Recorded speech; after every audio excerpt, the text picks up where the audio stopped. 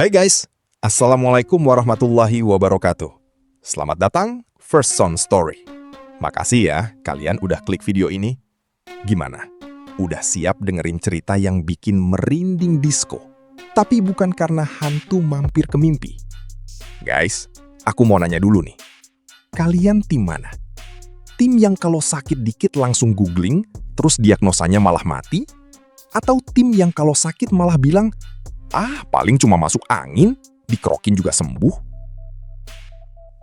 Hari ini ceritanya agak lain dari yang lain. Kalau biasanya kita bahas hantu yang kerjanya shift malam di pohon Kamboja, kali ini kita bahas horor yang POV-nya ada di atas meja operasi rumah sakit. Jujur ya guys, pas aku baca laporan medisnya, aku tuh ngebatin, ini orang kepikiran apa ya? Apa dia lagi nyoba cosplay jadi unboxing mesin tapi salah server? Cerita ini tentang Indra. Nama samaran ya guys, demi menjaga privasi dan biar nggak kena cancel massal sama netizen. Indra ini harus ngerasain gimana rasanya dapet hukuman langsung dari alam bawah sadar dan alam bawah perut. Gara-gara sebuah hasrat yang, out of the box banget. Tapi sayangnya boxnya itu peti jenazah kalau telat dikit. Siapkan cemilan, matikan lampu kalau berani, dan jangan lupa, hargai usus kalian sebelum dia mutusin buat resign dari jabatan organ dalam. Let's go, check it out!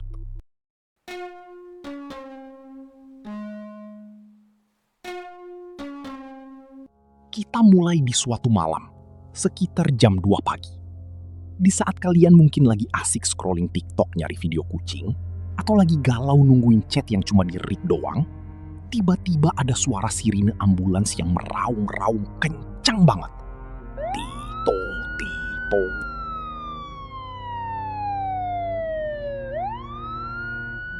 Indra ini harus ngerasain gimana rasanya dapet hukuman langsung dari alam bawah sadar dan alam bawah perut.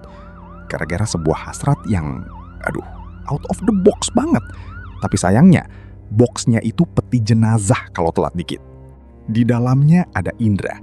Dia bukan lagi sakit-sakit manja guys, tapi sudah menggelepar kayak ikan ditaruh di aspal siang bolong. Wajahnya, pucatnya sudah ngalahin foundation yang salah shade 2 tingkat di atas warna kulit asli. Putih pucat. Keringat dinginnya itu sudah kayak air terjun mini di dahi dia. Tapi guys, para medis di ambulans itu sudah mulai ngerasa ada yang gak beres.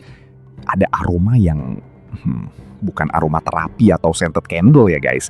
Baunya itu campuran antara bau besi darah sama bau kotoran yang, menusuk sampai ke tulang rusuk.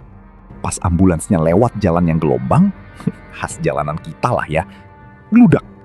Ada sesuatu yang menetes dari bawah tandu. Cairan merah kental. Dan yang paling bikin petugas medisnya pengen resign detik itu juga adalah mereka melihat ada sesuatu yang menjuntai dari balik selimut si Indra. Panjang, berdenyut, warnanya merah keunguan. Salah satu perawat mungkin batin, ini pasien apa lagi ditarik kabel manajemennya? Kok ada kabel merah keluar dari badannya? Pas nyampe di IGD, Indra langsung dikepung tim medis. Perawat-perawat yang biasanya udah pro lihat darah, mendadak freeze guys. Pas selimut dibuka, jeng-jeng. Satu ruangan langsung hening. Heningnya itu lebih horor daripada grup WA kantor yang tiba-tiba sepi pas bos nanya, siapa yang belum beres laporan? Dari lubang pembuangannya Indra menjuntai sebuah jaringan panjang. Dan ini bukan sosis ya guys, apalagi corn dog mozzarella. Itu adalah usus besar yang panjangnya hampir 20 cm. Keluar gitu aja, kayak lagi nyari udara segar karena di dalam mungkin ngerasa toksik. Nah, sekarang kita bedah secara medis guys. Di dunia kedokteran, kondisi si Indra ini disebut eviscerasi transanal, alias ususnya kabur lewat pintu belakang tanpa izin. Mungkin kalian mikir, loh kok, apa ususnya Indra ini lagi nyari jati diri? Kok bisa meluncur bebas gitu kayak prosotan? Gini penjelasannya guys. Organ dalam kita itu sebenarnya udah diikat rapi pakai sistem kabel alami yang namanya mesenterika. Jadi biarpun kalian salto, headstand, atau kayang sambil nyanyi, ususnya nggak bakal pindah ke tenggorokan, tetap di tempatnya. Tapi dalam kasus Indra, pintu gerbangnya, alias otot sfinkter itu udah lumpuh total. Ibarat pintu rumah yang engselnya udah dicopot paksa pakai linggis, ya otomatis isinya melorot keluar. Dokter awalnya nyoba positive thinking kan. Mungkin si mas ini lagi sembelit parah, terus ngedemnya pakai tenaga dalam ala Naruto. Tapi pas diperiksa lebih lanjut, wah, ada luka robek yang dalam banget guys. Polanya itu bukan pola ngedem, tapi pola hantaman benda tumpul berkali-kali. Pas si Indra udah agak sadar karena dikasih obat penenang, dokter nanya pelan-pelan. Awalnya dia masih denial guys.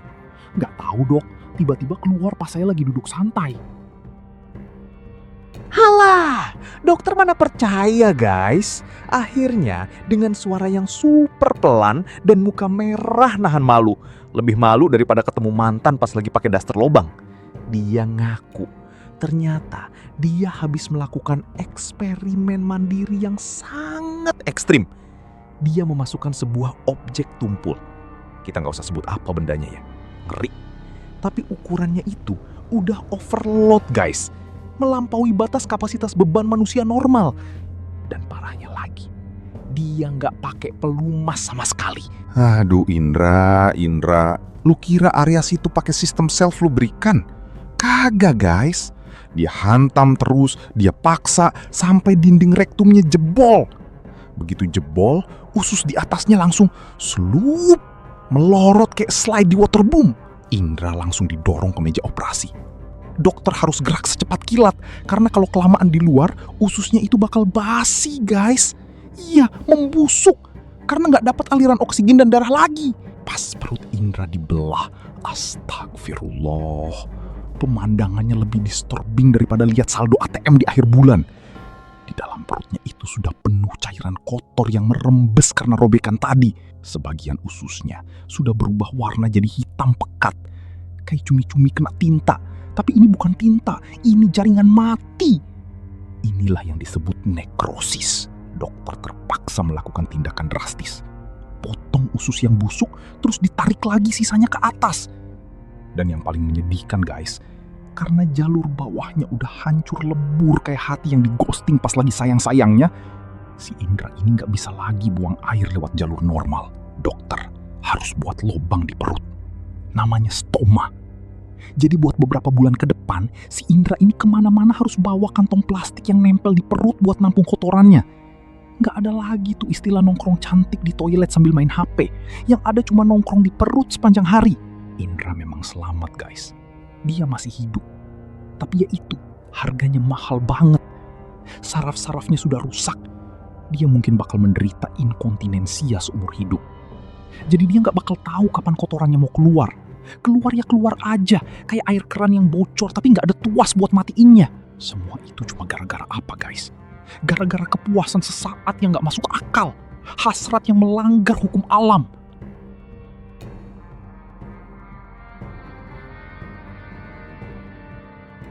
Kisah Indra ini jadi pengingat buat kita semua. Tolong banget guys, sayangi badan kalian. Badan kita ini bukan laboratorium uji coba buat eksperimen aneh-aneh. Jangan pernah coba-coba hal ekstrim yang kalian sendiri tahu itu bahaya, cuma demi rasa penasaran. Jangan nunggu sampai usus kalian say hello keluar, baru kalian sadar kalau kesehatan itu segalanya. Dan yang paling penting, kalau sakit, jujur sama dokter. Jangan dipendam sendiri, ntar malah jadi petaka. Malu itu cuma di muka, tapi usus itu ada di dalam guys. Kalau udah keluar, berantakan semua urusan hidup kalian. Oke guys, sekian dulu cerita dari First Son malam ini. Semoga kita semua dijauhkan dari eksperimen yang aneh-aneh ya. Menurut kalian, si Indra ini dapat ide dari mana ya sampai senekat itu? Apa mungkin dia kebanyakan nonton video life hacks yang salah? Coba tulis di kolom komentar ya guys. Aku penasaran sama teori kalian. Jangan lupa klik like, subscribe, dan share video ini ke teman kalian yang kelakuannya suka di luar nurul. Biar mereka tobat sebelum terlambat. Gue The First Son, tetap sehat, tetap waspada, dan jangan lupa, hargai usus kalian. Wassalamualaikum warahmatullahi wabarakatuh. Dadah!